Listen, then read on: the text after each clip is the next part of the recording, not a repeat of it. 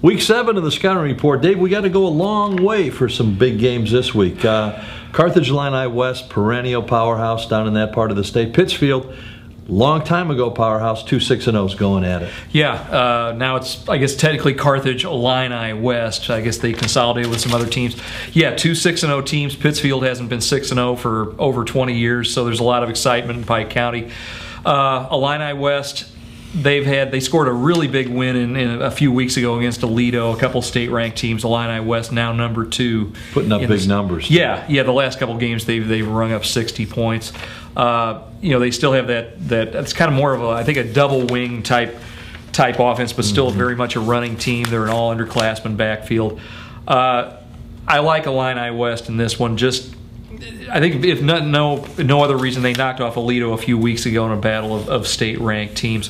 Pittsfield did show that they can throw the ball a little bit as addition to run, but I think I got to go with the Chargers. You sure don't think of Pittsfield as a throwing school when you go back to the Deke Pollard days. Yeah. And but they can put it up. Illini West just too good. Perennial powerhouse, just too good. I think at least this week. Yeah. Greenville's another state-ranked team. Staunton goes down last week against Pana. Kind of put the pin in the bubble of this big showdown game. Greenville always on the road, aren't they? Well, yeah. This year they've had some turf problems on their field, so they have to play every game as a road game. I think technically this is going to be their homecoming game, or at least homecoming week at Staunton. So, yeah, Staunton lost one last week to Pana, an improving Pana team. Got killed up front. They did. That's exactly. The Staunton coach, Mike Parmentier, said that we got hurt up front.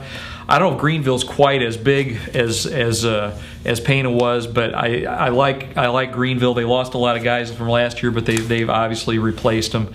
They have a pretty long regular season win streak. I think I got to go with the Greenville Comets here. Pleasant Plains has a long road trip. They almost go to Iowa to play against Bushnell Prairie City. 6-0. Pleasant Plains, they're in the playoffs for the first time ever. Came in the year with 9 wins. They've got 6 already this year.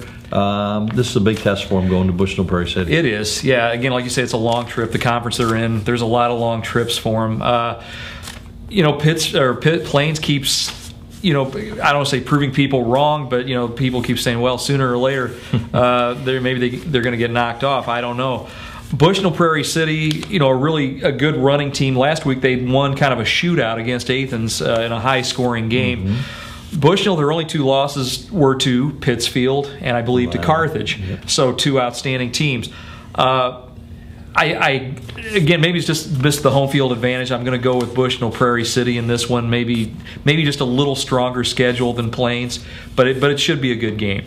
As always, there's a big one in the WIVC.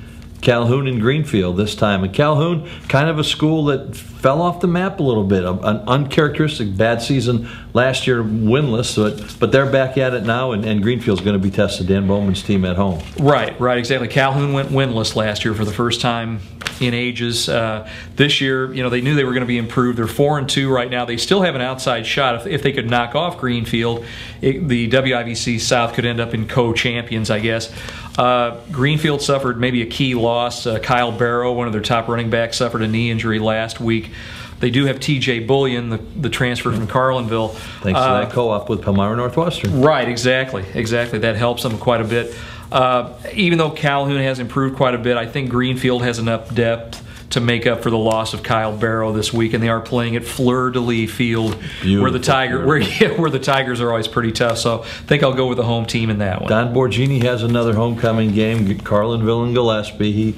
He keeps getting homecoming games. And one more game we want to talk about. Rochester home against Eureka this week.